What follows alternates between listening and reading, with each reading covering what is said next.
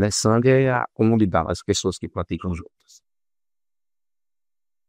E é interessante como é que se forma uma comunidade, né? Como é que se forma uma sangha. Porque uma sangha ela é formada por pessoas, só que cada um tem uma habilidade, às vezes, diferente do outro, né? Por exemplo, tem um que domina bem as tecnologias, tem outro que é melhor de fazer uma coisa do que fazer outra coisa. Aí cada um do seu próprio jeito, cada um com a sua habilidade pessoal, acaba formando um lugar de prática. Você pode ir em várias comunidades budistas. Você vai ver que elas são diferentes, porque tem pessoas ali que são diferentes. Por mais o zazen seja igual, por mais que as práticas sejam iguais, parece que tem um clima do lugar que é um clima diferente, que é o clima das pessoas. Por isso que ele fala aqui, os alunos antigos têm dupla obrigação de fazer a sua prática e ajudar as pessoas que não conhecem a praticar. Essa é a função dos mais antigos. A gente, quando foi agora no dia 6 e 7 de setembro, foi um sábado, um domingo, a gente fez um retiro aqui. A gente pensava que não ia ver ninguém. Pensava que não ia ver ninguém, veio até algumas pessoas. E a gente pegou o passo a passo mesmo do Zen. Foi interessante, né? O passo a passo do Zen. Lá da entrada, até como acender um incenso no altar e como sentar no zafu. E é interessante que a gente tem algumas dificuldades. A primeira dificuldade que a gente tem é logo no guardar as sandálias, no agilidade nos calçados. A gente, na hora que chega, a gente quer colocar lá de qualquer jeito. Não, a gente não coloca de qualquer jeito. A gente coloca do jeito que é o mais prático. A gente, tipo que de costa, porque a gente coloca a sandália assim, quando for entrar de frente, a sandália já tá no ponto. E deixa tudo, diria meu primeiro professor, harmonicamente colocado. Era bem pentalhado. Se fosse pegar esse livro aqui, ele deixar o livro e para cima, ele colocar o livro harmonicamente, ou desse jeito assim. Isso é muito zen, entendeu? O zen tem muito essa preocupação. Para a gente não fazer as coisas de qualquer jeito, como é que a gente pode fazer as coisas? A gente se engana muito pensando que vai conhecer o budismo nas teorias. A gente se engana muito pensando que vai conhecer o budismo só através da leitura. A leitura dá uma boa sugestão, mas a prática é o verdadeiro tá. É incrível. Tem um livro que a gente leu aqui, que é o Shotoka, O Canto do Satori Imediato, um livro belíssimo. Aí nesse livro, o monge ele é categórico em dizer, isso é uma coisa que todo monge zen diz, uma palavra, 10 palavras, 1000 palavras, 1 milhão de palavras não te dão a experiência. Só a prática é capaz de te dar a experiência. Isso é o zen. O zen é uma prática religiosa, filosófica, extremamente prática. Não existe zen budista que o pratique. Falar em zen budismo é falar de prática. Como eu estava dizendo, do ajeitar das sandálias lá embaixo, até a forma que a gente vai guardar o zafu. Que foi outra coisa que a gente viu aqui. Quer ver uma coisa que mata os mais antigos? Uma coisa que mata quem fez esse treinamento é quando a gente vai fazer, por exemplo, o Kirin, aí tem gente que guarda, e guarda não, né? Ajeita a almofada com o pé. Ah! Quantos gritos a gente não já levou nos treinamentos pra ajeitar a almofada com as duas mãos? Aí às vezes as pessoas sabem, logicamente, ele faz assim com o pé. Então assim, o zen é você estar atento o tempo inteiro naquilo que você está fazendo. A iluminação do zen não é uma situação, não é uma metafísica, não. A iluminação é como eu vou vivendo no dia a dia. Isso é o budismo, isso é o zen. Como é que eu vivo as minhas experiências? Isso que é iluminação. A gente vai até estudar um capítulo no livro que ela fala, é um grupo de estudo que a gente tem aqui aos domingos, dos leitos. E essa monja ela vai falar de uma coisa que é chamada de samadhi. Ela fala, olha, encontrar o absoluto, beleza, legal. Mas do que adianta você encontrar o absoluto e ali sua vida ficar resolvida por 1 segundo, 1 minuto, um dia, 2 dias, 1 ano, 2 anos, e depois você não viver as coisas que estão realmente acontecendo. Então no Zen, a prática, a gente fazer aquilo que a gente está fazendo com atenção e com cuidado. Isso, fazer a coisa com atenção e cuidado, é muito mais importante do que qualquer experiência metafísica, do que qualquer coisa além. Qualquer coisa chega a ser uma coisa quase de herege. Porque tem várias tradições religiosas que estão preocupadas com o sagrado, a metafísica, a experiência mística. O budismo é uma tradição religiosa que quem pratica tem experiências místicas. Isso é.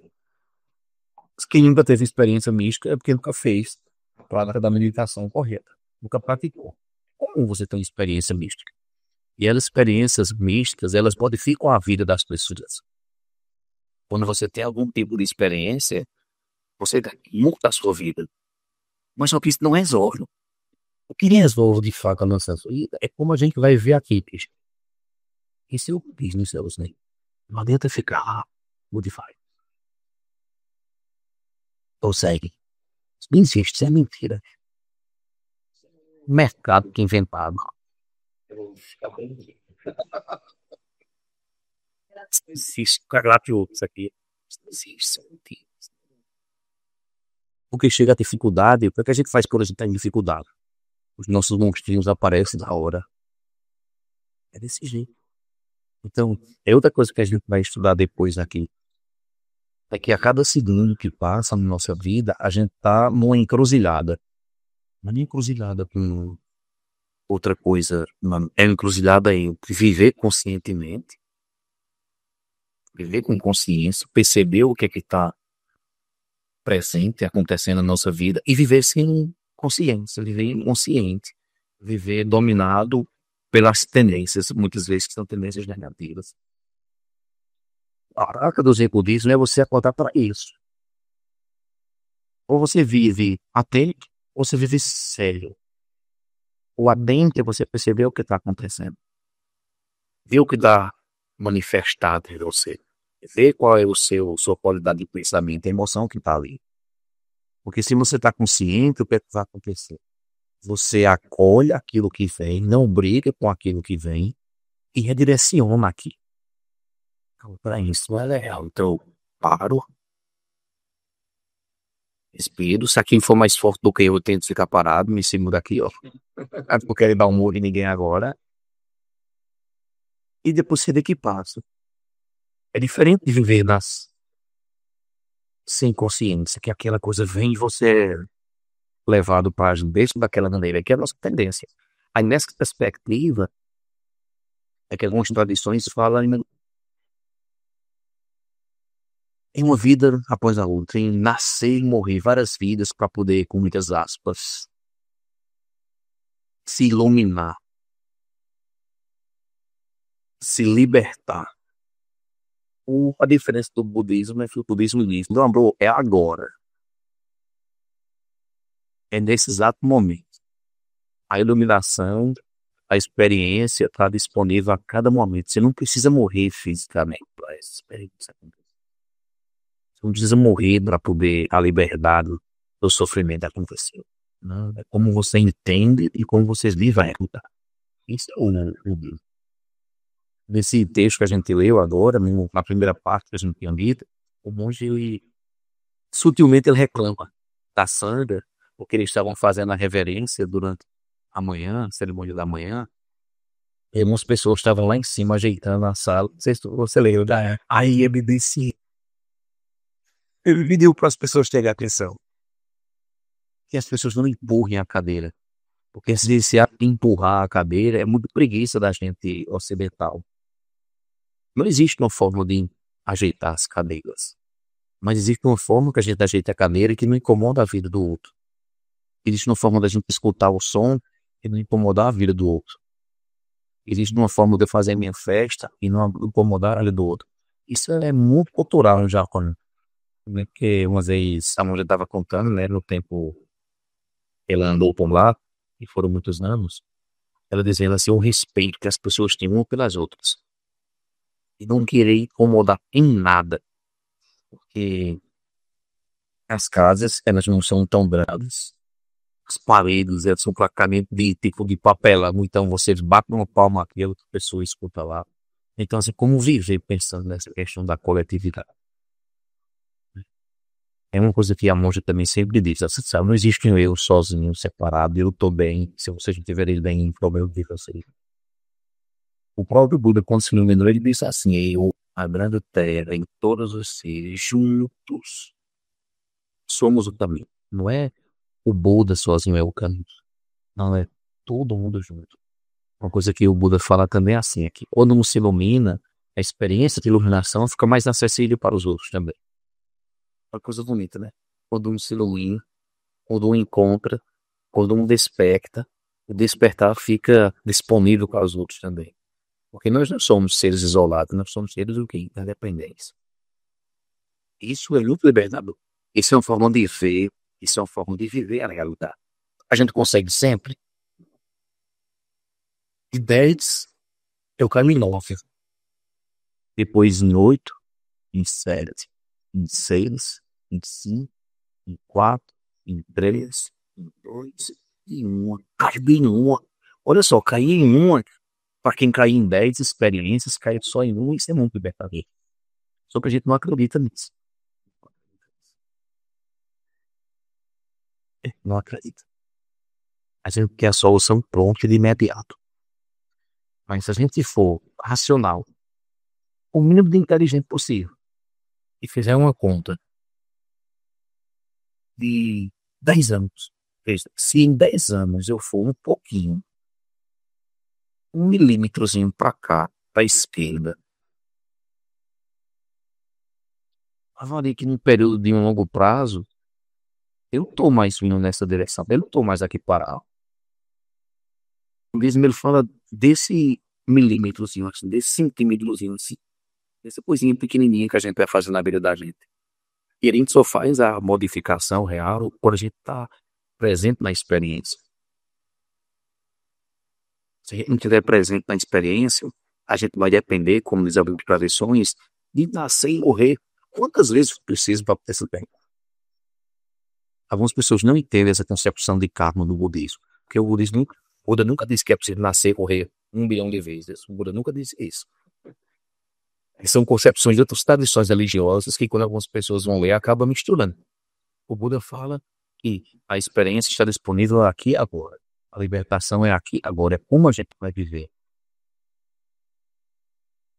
E não ficar sujeito ao samsara que chega. Não. Isso é o que o... E o Zen é muito radical nisso.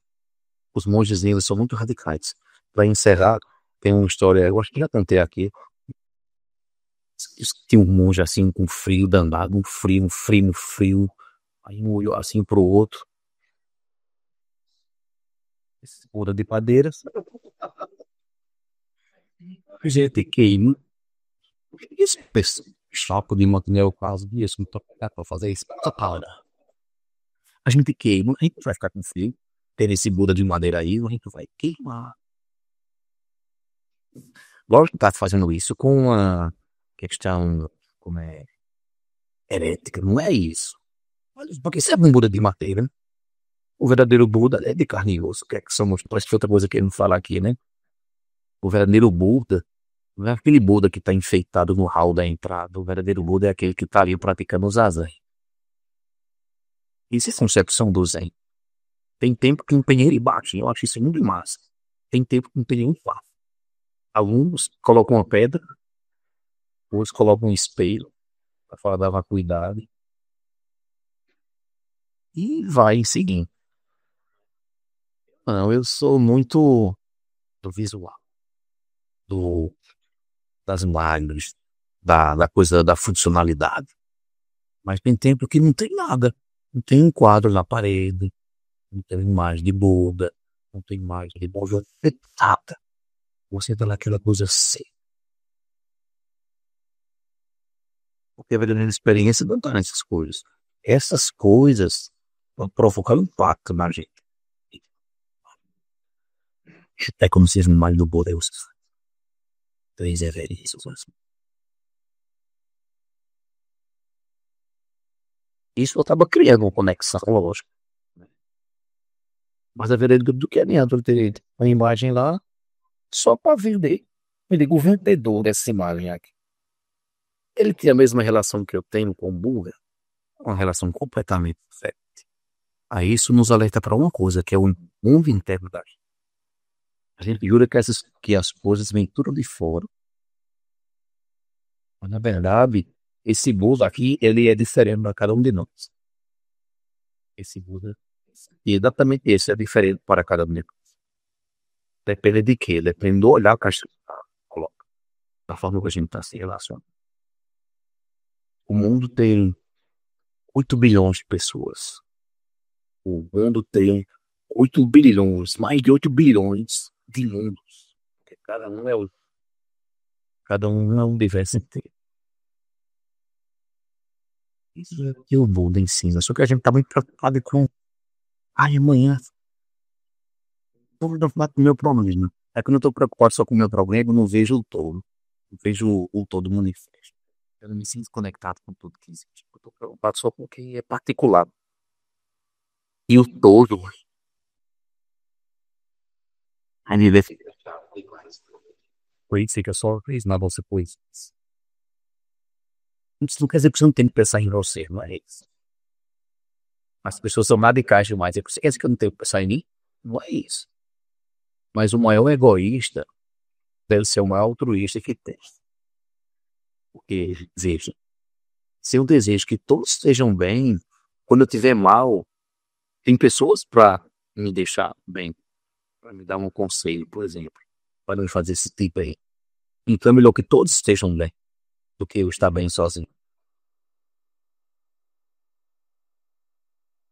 Isso é um budismo, não é um budismo em si, é uma parte, né? De como a gente pode ver e viver a realidade. A nessa perspectiva, o budismo é uma religião para alguns e para outros é uma forma de ver, uma questão filosófica. Às vezes uma pessoa me pergunta, mas o budismo é uma religião ou é uma questão filosófica? Eu digo, você que decide, o ser humano. Para mim, são as duas coisas. É uma filosofia profunda e também uma prática religiosa. Para mim são as duas coisas. Mas tem gente que vem aqui, principalmente nos zazen iniciantes, e quer se beneficiar só da meditação.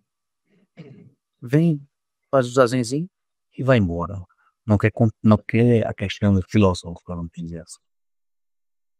Teoricamente, as pessoas que vêm na quinta-feira, a gente sabe a dificuldade que é, aquelas pessoas que estão mais preocupadas em ter um aprofundamento sobre o que é a coisa. E nos cursos que a gente faz, as pessoas querem esse aprofundamento, querem uma coisa mais organizada, mais sistematizada. Tá. Como a gente tá aqui na casa, faz as coisas.